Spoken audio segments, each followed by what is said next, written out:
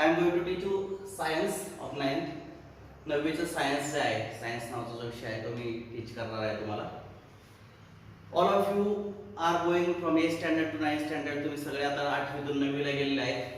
You can see some changes in the syllabus. तुम्ही तुमच्या सिलेबसमध्ये भरपूर चेंजेस पाहणार आहात, मला लक्षात घ्या.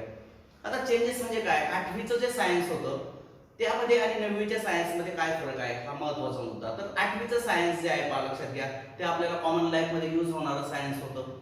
पण 9वीला गेल्यानंतर आपण थोडंसं सायन्समध्ये काय करणार, 3 पार्ट करणार आहे: फिजिक्स, केमिस्ट्री आणि बायोलॉजी.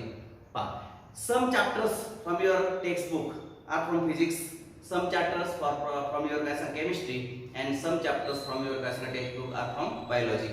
तर फिजिक्स, केमिस्ट्री आणि बायोलॉजी असे 3 पार्ट्स त्या सायन्सचे आपल्याला पडतात. आणि स्पेशली 9वी आणि 10वीचं जे सायन्स आहे ते स्पेशली पुढे गेल्यानंतर 12वी सायन्स किंवा 11वी सायन्सला ज्यांना प्रवेश घ्यायचा आहे त्याच्यासाठी हे सगळ्याचे सगळे जे आहेत ते बेसिक आहे सगळ्याचं. जर तुम्हाला 9वी 10वीचं सायन्स चांगल्या पद्धतीने कळलं तर काय होणार आहे, तुम्हाला 11वी 12वी जर सायन्सला प्रवेश घ्यायचा असेल किंवा सायन्समध्ये काय आपलं करिअर करायचं असेल तर will get a better way.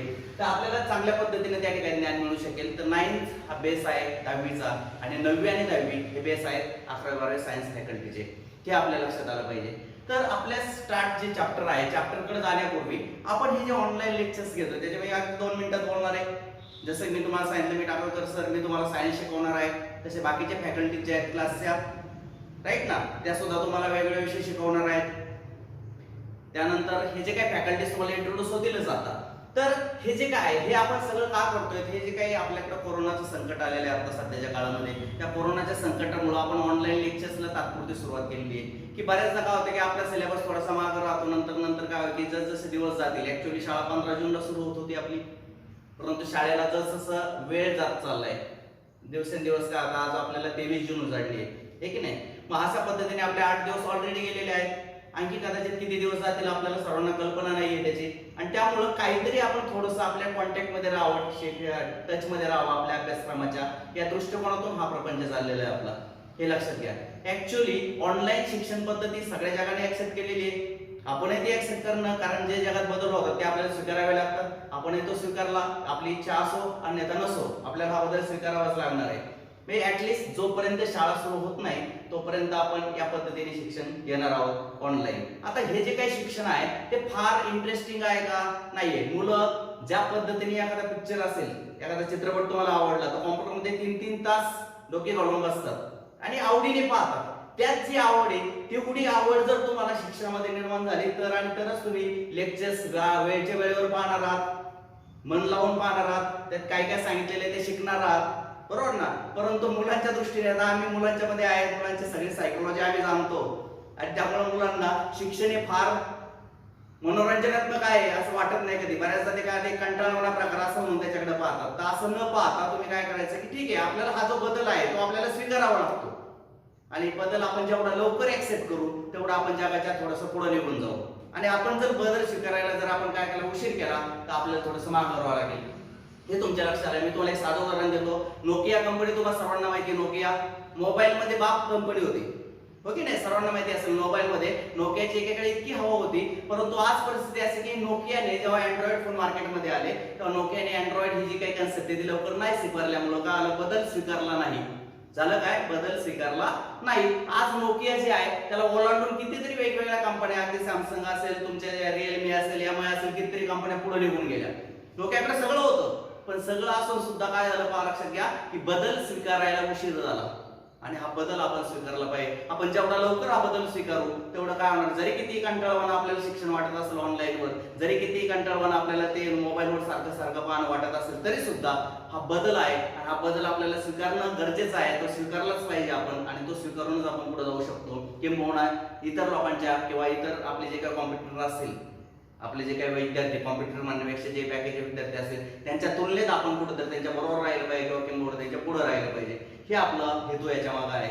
तर जोपर्यंत शाळा सुरू होत नाही तोपर्यंत आपण अशा प्रकारचे ऑनलाईन लेक्चर्स घेणार आहे. शाळा सुरू झाली की आपले क्लासरूम लेक्चर सुरू होतील, त्यावेळेला ह्याच्याही पेक्षा डिटेलमध्ये आपल्याला नॉलेज मिळणार आहे. आता थोडंसं काय होतं की ही जी काही मर्यादा ही एक चौकट आहे. आपण जे ऑनलाईन लेक्चर्स घेतो ती काय सांगा, एक प्रकारची चौकट आहे. त्या चौकटीत राहूनच आपल्याला टीचिंग करावं लागतं. एक सिलेबस आहे समजा, तो अर्ध्या तासात आम्हाला उरकवायचा आहे, कारण मोबाईलवर अर्ध्या तासापेक्षा जास्त वेळाचं लेक्चर झालं की मुलांना ते कंटाळवाणं व्हायला सुरुवात होते. कारण अर्धा तास मुलं पाहतात, आरामशीर पाहतात, पण अर्धा तासापेक्षा जास्त गेलं की मुलांना कंटाळा यायला सुरुवात होते. त्यामुळे अर्ध्या तासातच लेक्चर उरवायचंय. इतर वेळेला काय होतं, क्लासरूमला आपल्याला 1 तासाचं लेक्चर भेटतं. त्यामुळे मुलांचे इंटरॅक्शन राहतात, मुलं कसे वागतात, त्यांच्या चेहऱ्यावरचे हावभाव काय आहेत आणि त्या हावभावावरून मुलांना एखादी कन्सेप्ट कळाली की नाही कळाली हे आमच्या लक्षात येतं. मी एखाद्या मुलाला हात वर करता येतो लगेच सर मला हे नाही कळालं, किंवा आपण त्याने नाही केलं तर त्याच्यावर त्याचा काय युक्तिवाद आहे, त्याचं काय आर्ग्युमेंट आहे, माझं काय आर्ग्युमेंट आहे, हे सगळे आपण इंटरॅक्टिव्ह गोष्टी करत असतो. त्यावेळेला आपलं लेक्चर क्लासरूम लेक्चर चालू असतं त्यावेळेला. परंतु ऑफलाईन म्हणजे आता जे काय आपण लेक्चर घेतो, ऑफलाईन लेक्चरला सगळ्या गोष्टी करता येतात. परंतु आता आपण जे लेक्चर घेतोय ऑनलाईन लेक्चर ज्याला आपण म्हणतो, राईट, त्याच्यामध्ये ह्या सगळ्या इंटरॅक्शन्स बंद झालेले आहेत. मी मोबाईलकडे पाहणार आहे किंवा मी कॅमेऱ्याकडे पाहणार आहे आणि त्याच्यामध्ये पाहूनच जणू काय कॅमेरा म्हणजेच तुम्ही माझे विद्यार्थी आहात आणि एक निर्जीव वस्तूला मी शिकवतोय आणि त्यामुळे ती जी निर्जीवपणा त्याच्यामध्ये आहे तो थोडासा तुम्हाला जाणवणार आहे की मग आम्हालाही आमचं नॅचरल टीचिंग, आमचं जे नैसर्गिक टीचिंग असतं की मुलं असताना जे विनोद होतात, गप्पा गोष्टी या त्या 4 गोष्टी जास्त सांगता येतात. तर ह्या वेळेच्या मर्यादेमुळं आणि समोरचा थोडासा निर्जीवपणामुळं आपल्याला थोड्याशा मर्यादा येतात. परंतु मी तुम्हाला बघायचं सांगितलं की हा बदल सुद्धा आपल्याला स्वीकारावा लागतोय किंवा लागणारच आहे किंवा आपण तो स्वीकारलेला आहे. तर अशा बदलाला आपण सगळे सामोरे जाऊयात. या शिक्षणाला एक मनोरंजक आपण त्या पद्धतीने म्हणूयात. ऑनलाईन लेक्चर्स पाहताना अर्धा तासाचे लेक्चर्स आम्ही साधारणपणे 2 ते 3 सब्जेक्टचे सध्या सोडणार आहे. तर 2 ते 3 सब्जेक्टचे लिंक्स तुम्हाला येतील. त्या लिंक्स दररोजच्या दररोज कुठेही मागं पडायची गरज नाही. तुमच्याकडे संपूर्ण दिवस आहे, पूर्ण दिवस तुमच्याकडे आहे. आज जी लेक्चर होतील ते उद्याच्या लेक्चर यायच्या आतमध्ये तुमची कव्हर झाली पाहिजे. लेक्चर दिल्यानंतर नुसते पाहायचे आणि सोडून द्यायचे असं नाही. लेक्चर मध्ये मी किंवा आमचे सगळे जे फॅकल्टीज असतील ते काय करणार आहे की तुम्हाला सिलेबस नुसारच जाणार आहे आम्ही.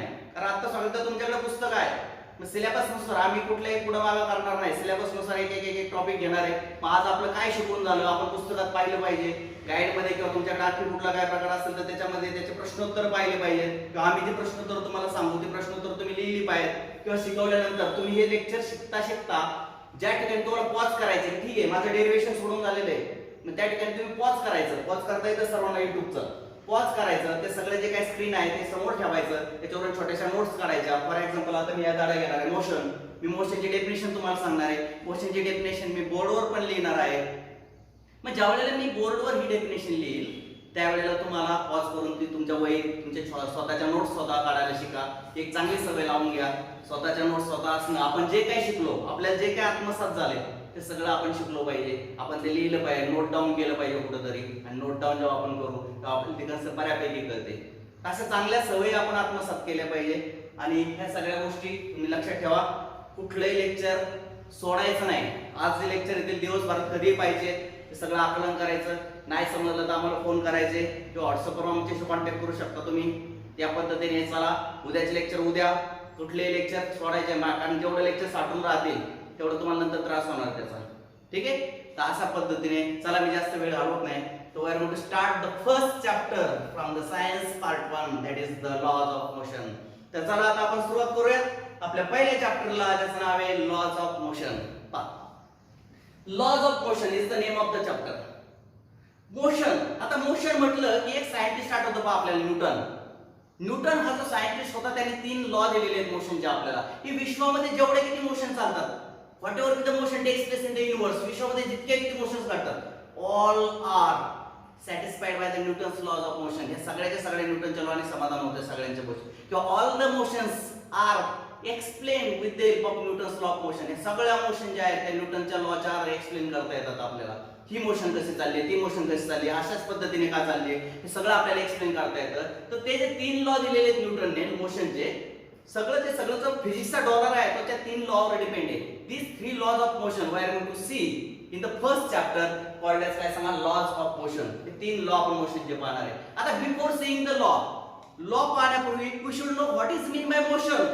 आपल्याला मोशन म्हणजे काय ते माहिती पाहिजे. काय मोशन म्हणजे काय असतं मोशन, ठीक आहे. बऱ्याचदा आपल्याला मोशन माहिती पण असतं पण वी कॅन नॉट काय सांगा एक्सप्रेस इट. बऱ्याचदा आपल्याला माहिती आहे येस ठीक आहे, I am going here and there, here and there, here and there. Whether I am in motion, yes you can say that yes you are in motion. मी इकडे इकडे इकडे इकडे असं मूव्ह होतोय तर काय होतंय सांगा, मी मोशन मध्ये. आता मी जर या ठिकाणी थांबलो होतो, whether I am in motion, no no. म्हणजे तुम्हाला मोशन म्हणजे काय कळतंय. पण मी जर तुम्हाला विचारलं की what is the definition of motion, तर आपल्या पुढे लगेच प्रश्नचिन्ह येतो. काय बरोबर डेफिनेशन असावी, काय बरोबर डेफिनेशन असावी. येते का डेफिनेशन सांगता? नाही येतं. म्हणजेच आपल्याला जे वाटतं ते आपल्याला एक्सप्रेस करता आलं पाहिजे, वर्ड्स मध्ये एक्सप्रेस करता आलं पाहिजे. मोशन म्हणजे काय ते सगळ्यांना कळतं. ही जी मोशन आहे, मी इकडं इकडं इकडं असं मूव्ह होतोय, मोशन म्हणजे काय ते सगळ्यांना कळतं. येते का लक्षात? ठीक आहे. मोशन ओळखता पण येते.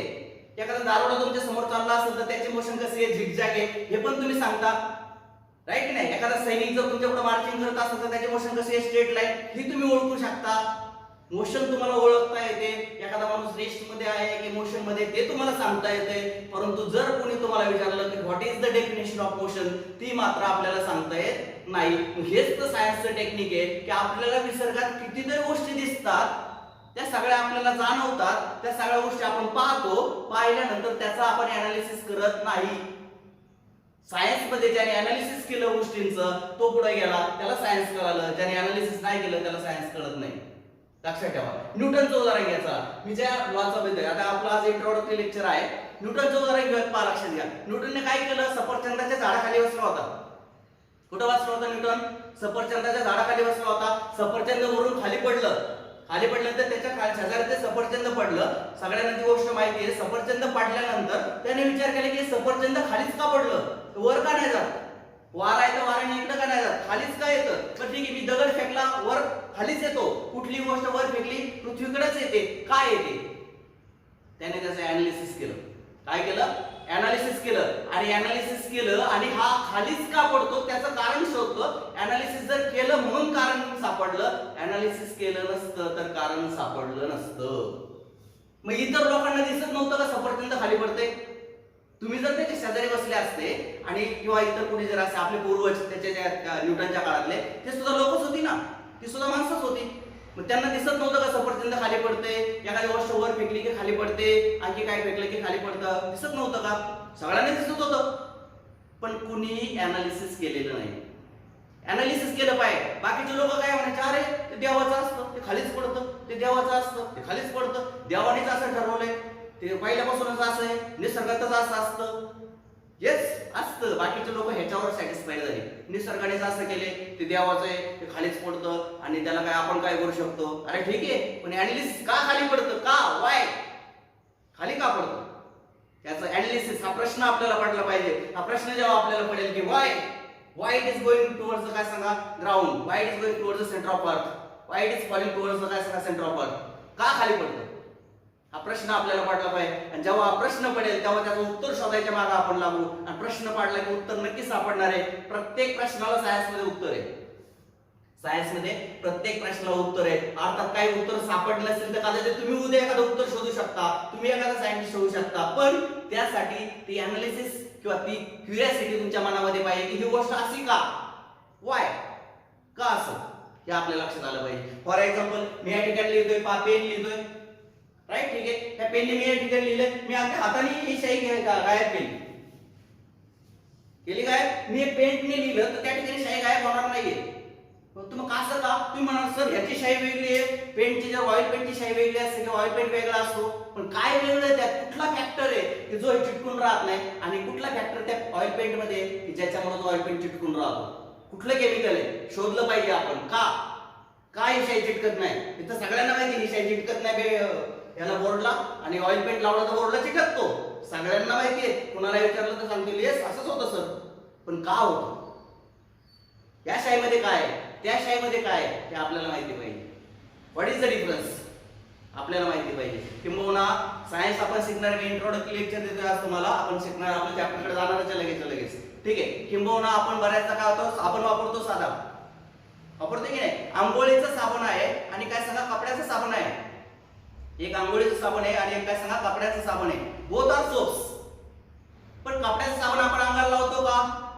काय रे कोणता साबण लावून आला? काय नाही, आज मस्तपैकी व्हील साबण लावला असं सांगतो का मित्रांना? नाही ना, मस्तपैकी व्हील साबण लावला आणि व्हील साबण बघ कसा वास येतोय माझा, येतोय की नाही? लिंबाचा वास येतोय माझ्या अंगातून, असं म्हणतो का आपण कोणाला? नाही ना म्हणत. का बरं व्हील साबण आपण लावत नाही? का कपड्यांना आपण लक्स साबण वापरत नाही? What is the difference? There must be some difference. आपल्या लक्षात आहे का नाही वापरायचं कपड्याचं साबण? काय कपड्याच्या साबणात काय वेगळे? तो पण साबणच आहे, हा पण साबणच आहे, दोन्ही एकमेकांचे भाऊ आहेत. मग कपड्याचा साबण कपड्यालाच का वापरायचा आणि अंगाचा साबण अंगालाच का वापरायचा? वाय काय कारण आहे ते कारण आपल्याला शोधता आलं पाहिजे. ते कारण हा प्रश्न पडला पाहिजे आपल्या मनामध्ये. सायन्स जेव्हा शिकायचं तेव्हा हे प्रश्न पडले पाहिजे की असं का. शोधा तुम्ही नेटवर. तुमच्याकडे आता नवीन जमान्यामध्ये टेक्नॉलॉजी आलेली आहे. नेट काढायचं. इतर वेळेला तुम्ही जे गेम्स खेळता ना, नेट काढायचं, धपाधप टाकायचं. व्हॉट इज द काय सांगा, केमिकल्स यूज इन द काय सांगा, bathing soap. What are the chemicals use in the काय सांगा, क्लोथिंग सोप.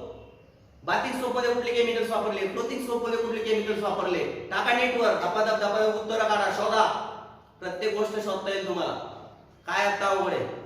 इंटरनेटचा चांगला उपयोग जर तुम्ही केला तर सगळ्या गोष्टी तुम्हाला शक्य असतात. काही अवघड नाहीये पहा. इतक्या सोपं आहे सगळ्या गोष्टी. फक्त तुमच्या क्युरियोसिटी पाहिजे. तुमच्यात तो का आला पाहिजे, का वाय तो आपल्यामध्ये आला पाहिजे. आणि जेव्हा तो वाय तुम्हाला समजेल की हा वाय तुम्हाला पडेल का, हा प्रश्न जेव्हा तुम्हाला पडेल तेव्हा आणि तेव्हाच तुम्ही सायन्स शिकू शकाल किंवा सायन्स मध्ये काही करिअर तुम्हाला त्या ठिकाणी करता येईल. ठीक आहे. हे लक्षात ठेवा. नेहमीची गोष्ट आपल्याला प्रश्न पडले पाहिजेत. आपल्याला ते प्रश्न पडले त्याचे उत्तर आपण शोधली पाहिजेत. उत्तर नेटवर आता सगळं जग जवळ आलं. नेटवर सगळ्याचे उत्तर आहेत. A to Z गोष्टींचे उत्तर तुमच्या समोर आहेत. सगळे उत्तर तुम्ही धपाधप शोधली पाहिजेत आणि पटकन सगळ्या गोष्टी आत्मसात केल्या पाहिजेत. तर त्याला म्हणतात सायन्स.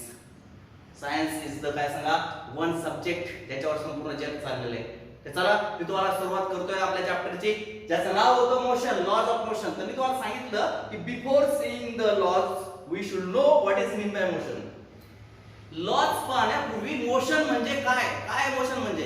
मी तुम्हाला सांगितलं की सगळे म्हणतात मी मोशन मध्ये, yes I am going here and there, that is I am in motion. पण डेफिनेशन सांगता येते का, नाही सांगता येत कुणाला. का नाही सांगता येत डेफिनेशन. जे मी करतोय ते तुम्हाला शब्दात मांडता आलं पाहिजे. जे मी करतोय ते शब्दात मांडता आलं पाहिजे. बाकी काही नाही करायचं. यस, फक्त शब्दामध्ये मांडायचं आहे ते. पण काय मांडायचं, what is mean by motion. Motion म्हणजे काय. तर त्या ठिकाणी 1-2 मिनिटं समजा एखादी स्टेशनरी ट्रेन आहे त्या ठिकाणी, पहा लक्षात घ्या.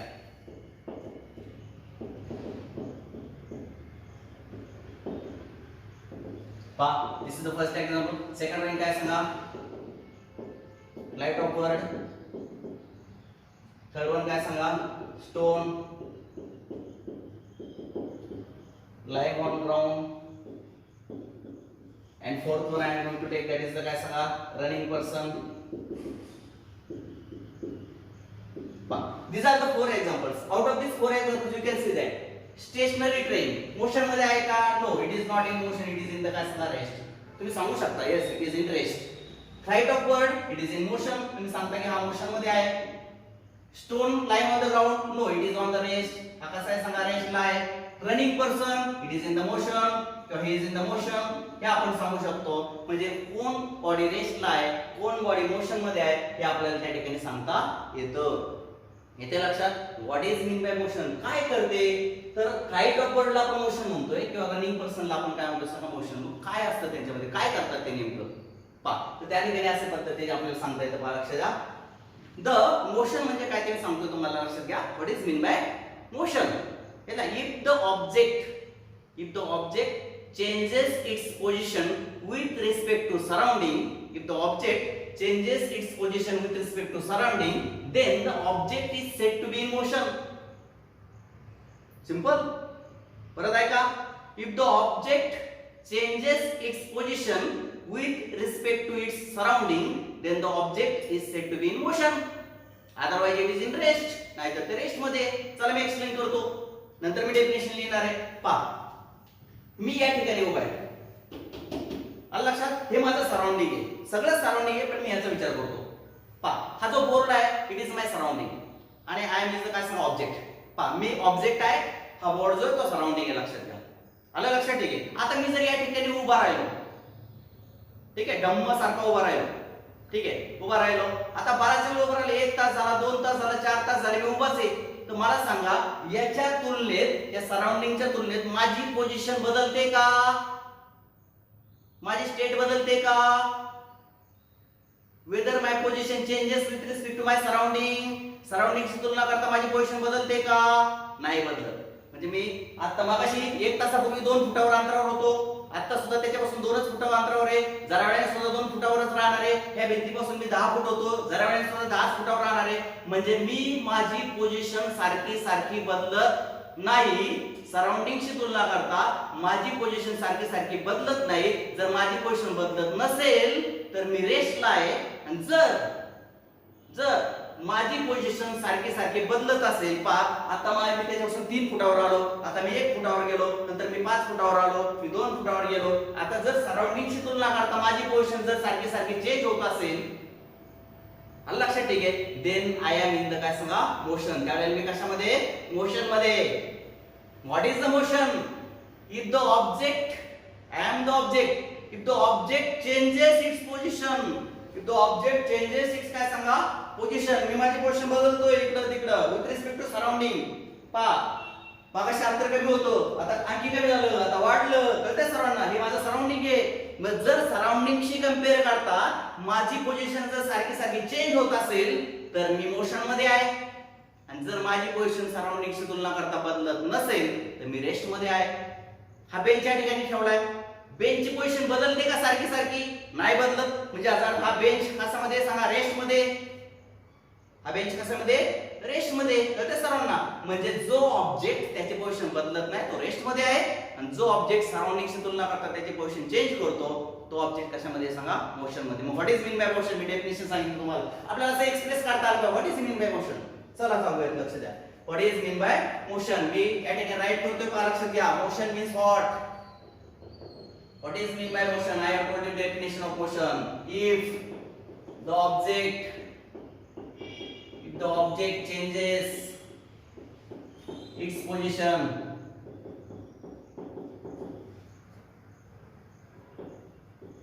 with respect to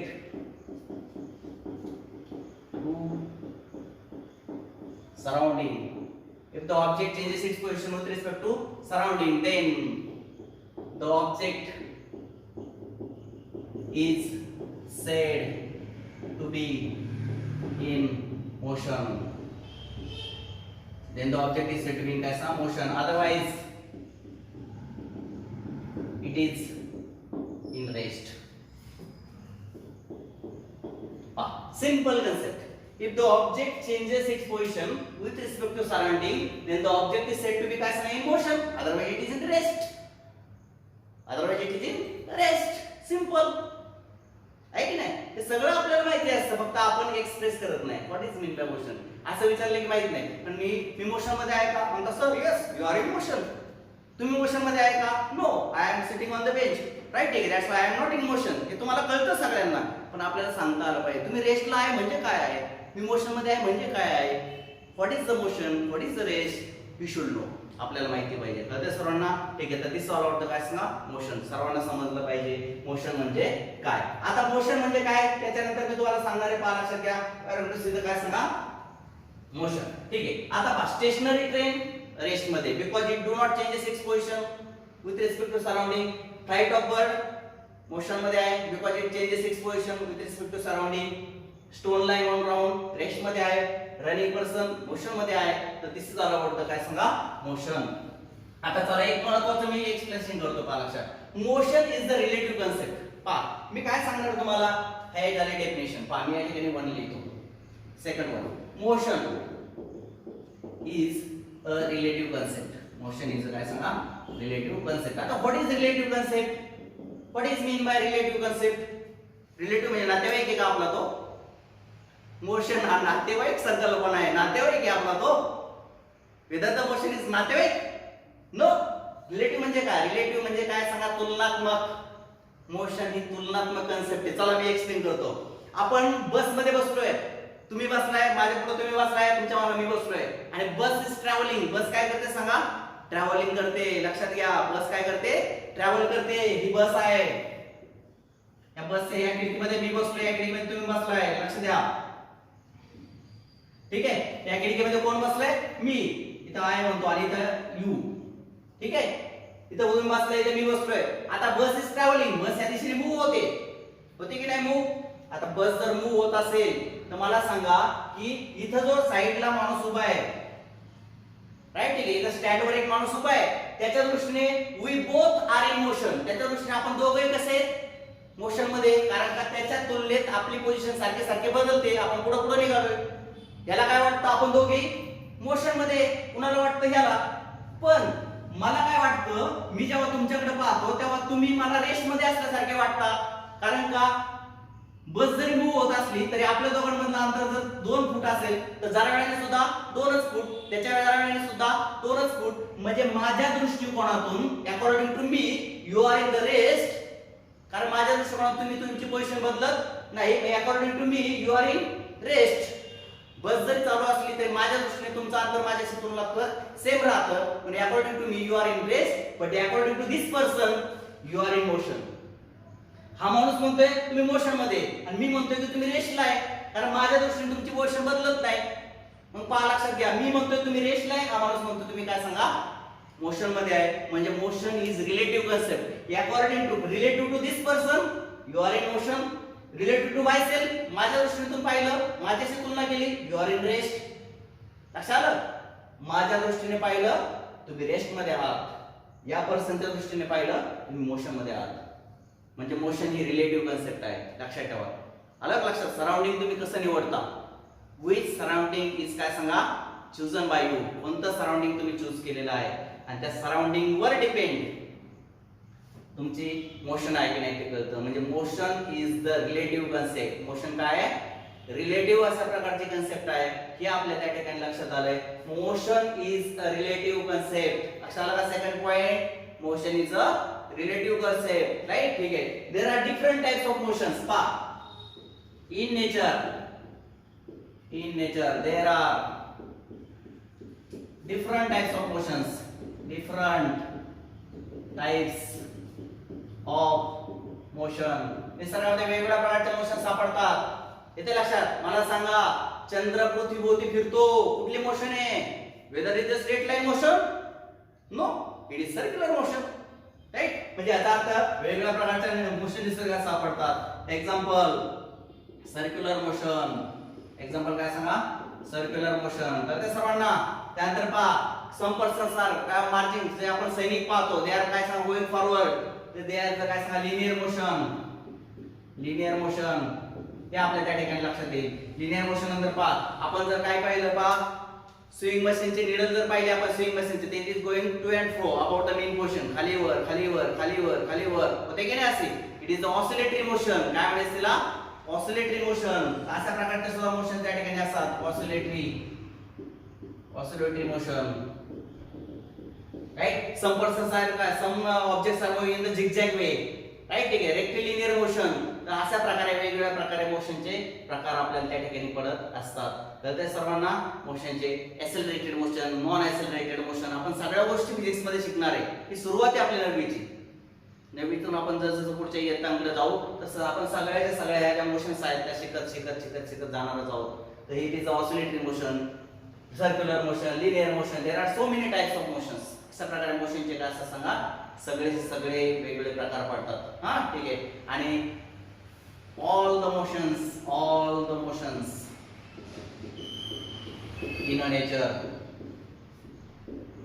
are explained, all the motions in nature are explained with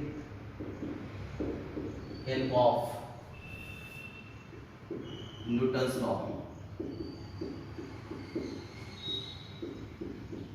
निसर्गात जेवढ्या किती मोशन सापडतात त्या सगळ्या मोशन तुम्ही न्यूटन्स लॉ ऑफ मोशन ने एक्सप्लेन करू शकता. ही मोशन अशी का ती तशी का, अशा प्रकारच्या मोशन तुम्ही न्यूटन्स लॉ ने एक्सप्लेन करू शकता. तर दिस इज ऑल अबाउट द काय सगळा motion. What is mean by motion, येते लक्षात. मोशन म्हणजे काय, चला आपण 1-2 मिनिटात चेकआउट करूयात व्हॉट वी हॅव सीन. आजला माझं पहिलं लेक्चर होतं, आपण थोडं इंट्रोडक्शन केलं, सायन्सचं इंट्रोडक्शन केलं आणि सायन्सचं इंट्रोडक्शन केल्यानंतर सायन्स शिकताना आपला ॲटिट्यूड कसा असावा हे मी तुम्हाला थोडक्यात सांगितलं. आणि मग आपल्याला मोशन नावाच्या चॅप्टर मी शिकवायला, सॉरी लॉज ऑफ मोशन नावाच्या चॅप्टर मी शिकवायला सुरुवात केली. आज आपण थोडासा सिलेबस झालेला आहे, पण उद्याच्या लेक्चरला आपण इंट्रोडक्शन नसणार आहे आपल्याला. आपण डायरेक्ट मोशन म्हणजे काय ते शिकलो, त्याच्या पुढे लगेच सुरुवात करणार आहे. त्यामुळे आजच्या लेक्चर मध्ये जरी सिलेबस आपला कमी वाटत असला तर उद्यापासून मात्र आपण कन्सिस्टंटली अर्धा तासाचे लेक्चर्स त्या ठिकाणी घेऊन आपण सिलेबस जसं आपल्याला पुढे नेता येईल, सावकाश पण पुढे सावकाश आपल्याला पुढे नेता यायचंय. सगळ्याच्या सगळ्या कन्सेप्ट समजून घेऊन आपल्याला पुढे जायचंय. चला लेक्चर संपवण्यापूर्वी we are going to see what we have seen today. चला संपण्यापूर्वी आपल्याला थोडक्यात माहिती पाहिजे काय झालं आहे की नाही.